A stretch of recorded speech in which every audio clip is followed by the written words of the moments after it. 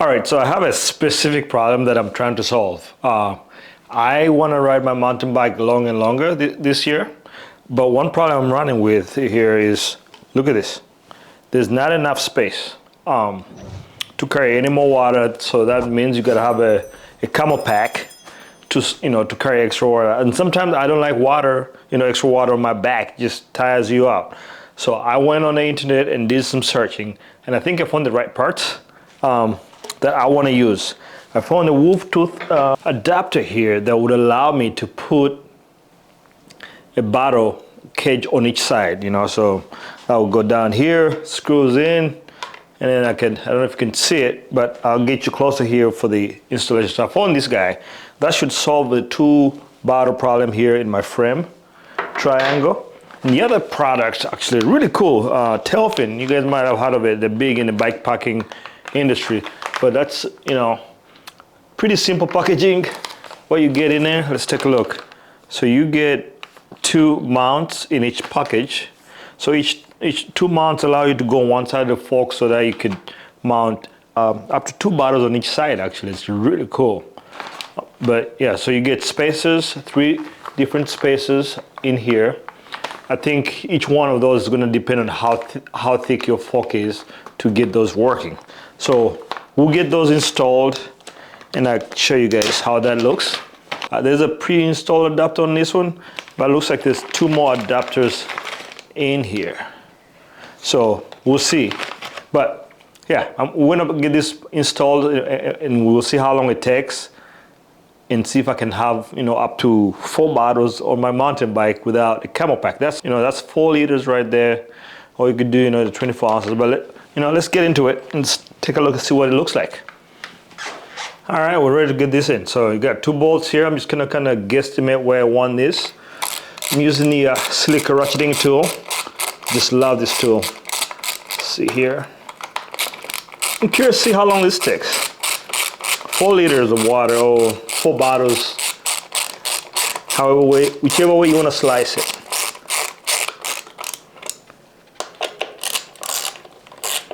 You gotta get one of these silica tools.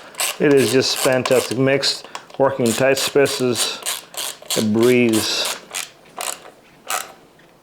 All right, we just kind of guess on the torque specs there. Hand tight, it's good. All right, so that's on. Now insert the bolts. Bolts are kind of tiny, so there we go. That should look good. So to make sure it's not hitting my suspension there in the middle.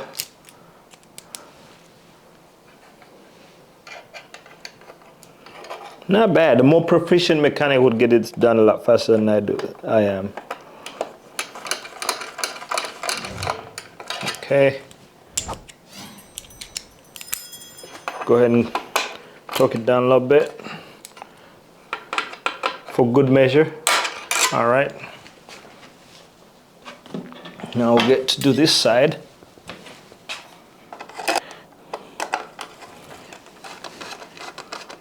Okay. Now we have that.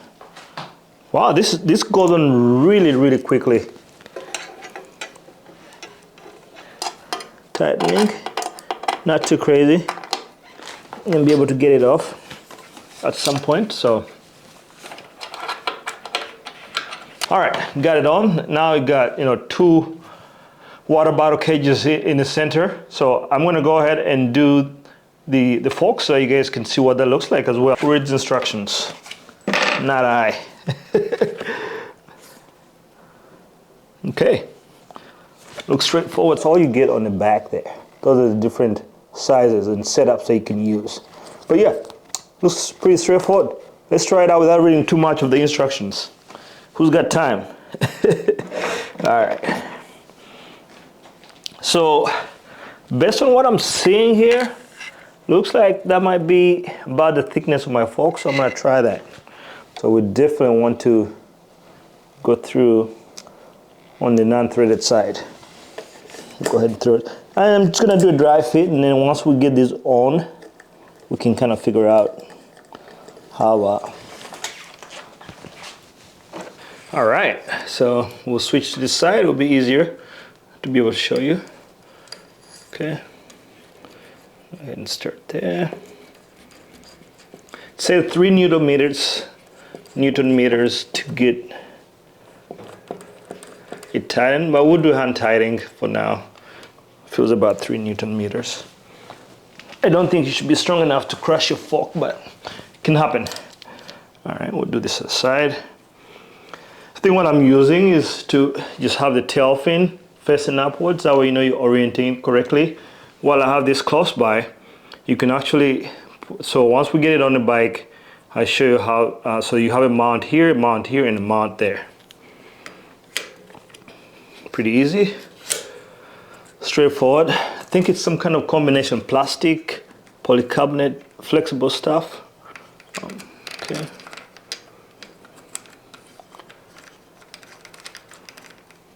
We've done this. Very easy step so far.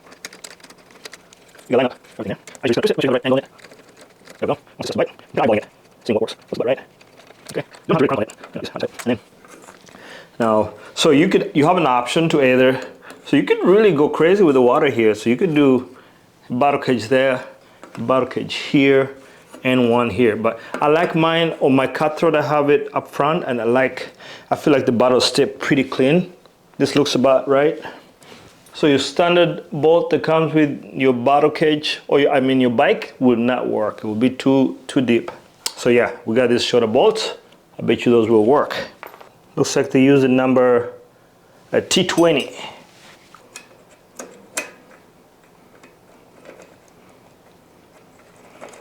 Okay, there you go.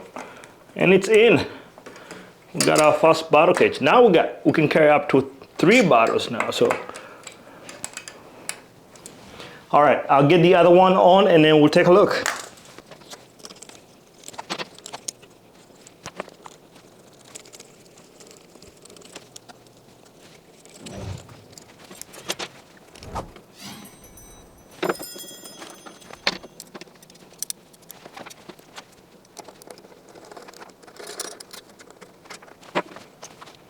All right, all done. Let's take a look at it. There we go. Look at that. Gorgeous. And all in about 20 minutes. Now I can carry up to 4 water bottles. Well, thanks for watching. If you enjoyed this video, please hit the like, share, subscribe button so that we can get this video out to more people that want to carry more water for whatever reason that may be. Thanks for watching and see you next time.